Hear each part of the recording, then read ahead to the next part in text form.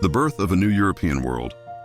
As the ancient world faded, a new civilization slowly took shape across the European continent.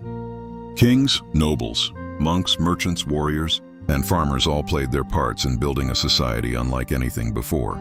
Faith, conflict, learning, and innovation intertwined to lay the foundations of what would eventually become modern Europe. The Middle Ages were not merely a bridge between eras, but a transformative period in which old traditions dissolved and new identities emerged. This is the story of how Europe was born from the remnants of Rome, the rise of Christianity and the migrations of many peoples. Rome and the dawn of Christianity. In the first centuries of the Common Era, the vast Roman Empire dominated the Mediterranean. Peace and stability, known as the Pax Romana, shaped daily life, protected trade, and fostered a rich cultural world. Yet in its eastern provinces, a small religious movement was emerging, Christianity. What began as a local sect gradually spread through cities, towns, and countryside. By the 4th century, emperors embraced the faith, setting Christianity at the center of Roman identity. But even as Christianity rose, Rome itself began to weaken under economic troubles, disease, and relentless pressure on its borders. A divided empire and the barbarian migrations. As managing the enormous empire became impossible from a single capital, Rome split into an eastern and western half.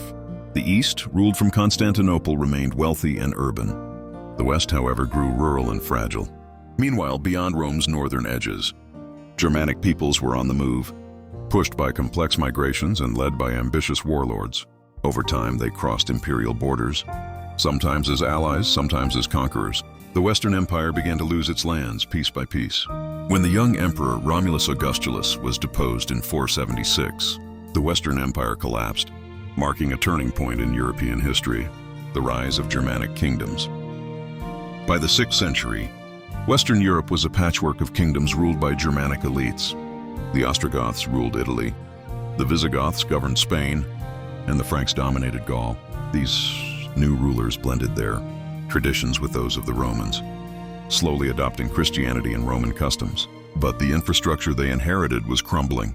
Cities shrank, roads decayed, literacy declined, and long-distance trade nearly disappeared. Warfare and instability shaped daily life. It was a world far poorer and more local than the empire that had come before, and its kingdoms struggled to maintain unity and control. Byzantium, Islam, and a three-world Mediterranean. While the West declined, the Eastern Roman Empire, known later as Byzantium, remained powerful. Emperor Justinian tried to restore Roman territories, briefly retaking Italy, but new enemies soon arrived. The Lombards in the north and, later, Arab armies across the south. In the 7th century, the rise of Islam reshaped the Mediterranean. Arab forces conquered vast lands from Persia to Spain, creating a new civilization. The Mediterranean world split into three spheres: Islamic, Byzantine, and the early medieval West. For a moment, the West seemed doomed to collapse entirely, until a Frankish lord named Charles Martel halted an advancing Muslim army near Tours in 732. Charlemagne and a new Western Empire. Charles Martel's family rose to power, and his son Pepin became king of the Franks. Pepin strengthened ties with the Pope and laid foundations for greater ambition. His son Charlemagne expanded the Frankish kingdom through decades of conquest, ruling most of Western Christendom. In the year 800, the Pope crowned him Emperor of the Romans, symbolizing a renewed Western Empire centuries after Rome fell. Under Charlemagne, learning revived, monasteries flourished, and Roman traditions were studied once more. His rule left a lasting legacy: ideas of unified Christian kingship, administrative order, and cultural revival that shaped medieval Europe. Fragmentation after Charlemagne. The empire Charlemagne built was too large and too fragile to survive long. After his death, internal conflicts and limited infrastructure made central rule impossible. His grandsons divided the empire in 843, splitting it into territories that would later evolve into France and Germany. Meanwhile, new enemies pressed in from all sides. Vikings raided northern coasts and rivers, Magyars attacked from the east, and Muslim raiders struck from the Mediterranean. Under these pressures, political unity collapsed.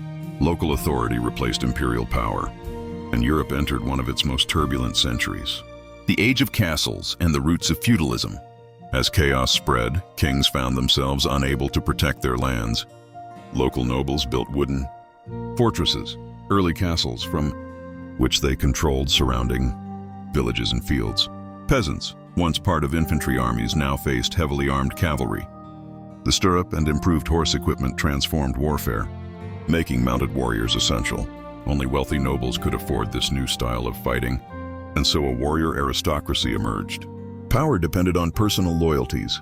A lord granted land to a vassal in exchange for military service. Europe became a network of overlapping obligations known as feudalism, a turning point in the 10th century. Around the year 1000, change began. Raids from Vikings and Magyars stopped as they settled and converted to Christianity. A warmer climate improved agriculture, and harvests increased. In some kingdoms, royal authority began to recover. England unified under the leadership of Alfred the Great and his successors. In northern France, Viking settlers known as Normans became loyal subjects of the Frankish king. In the east, Otto the Great defeated the Magyars and revived the imperial title, founding what later became the Holy Roman Empire. Europe, though still fragmented, was stabilizing. Agricultural growth and urban renewal. Between 1000 and 1300, Europe experienced profound economic and demographic growth. Better tools, new plows, watermills, and improved farming techniques allowed more land to be cultivated. Population surged, forests were cleared, and new towns appeared. Trade revived with busy markets linking regions across the continent. Merchants gained influence, forming self-governing cities, especially in Italy, where Mediterranean trade flourished again. As prosperity grew, cultural life blossomed. Cathedrals rose, music evolved, and schools multiplied. Europe rediscovered ancient knowledge, leading to the first universities and renewed intellectual energy, expansion and conquest. During this era of growth, Europeans pushed into new lands. Norman conquerors seized England in 1066, reshaping its culture and aristocracy. Christian kingdoms in northern Spain advanced southward, driving back Muslim rule in a long process later called the Reconquista. Norman adventurers also captured southern Italy and Sicily. German settlers moved eastward into Slavic regions, founding towns and farms.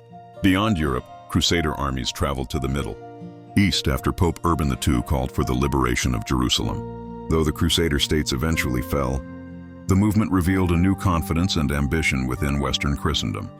Reform and the power of the Church. In the early medieval centuries, the Church was fragmented and heavily influenced by local nobles. But in the 10th and 11th centuries, reformers sought to free the clergy from secular control and strengthen papal authority. Pope Gregory VII confronted Emperor Henry IV over who could appoint bishops. Their conflict symbolized a broader struggle between church and monarchy. Over time, papal authority grew stronger and more centralized. By the 12th century, the church had become a powerful institution with legal systems, administrative structures, and vast resources, ruling Europe's spiritual life and influencing politics. The growing strength of kings. As the church consolidated power, kings also sought to strengthen their rule. The knightly elite expanded, building stone castles and embracing a new chivalric culture shaped by Christian ideals. In England, a strong monarchy emerged after the Norman conquest. In Spain, victories against Muslim states allowed Christian rulers to build unified kingdoms. In France, the Capetian dynasty gradually expanded royal authority. Yet in the Holy Roman Empire, rulers failed to assert control over their aristocrats. The empire splintered into independent principalities, weakening central authority for centuries. Crisis and the end of medieval prosperity. Around 1300, Europe's growth began to slow. The climate cooled, harvests failed, and famine spread across the continent. Political tensions rose and unrest followed. This fragile situation set the stage for one of the greatest disasters in human history, the arrival of a deadly plague that would shatter the medieval world, the Black Death. In 1347, the Black Death reached Europe, spreading rapidly. It killed millions within only a few years, perhaps a third of the population. Entire towns vanished, families disappeared, and fear gripped every community. The plague returned repeatedly for centuries, altering society profoundly.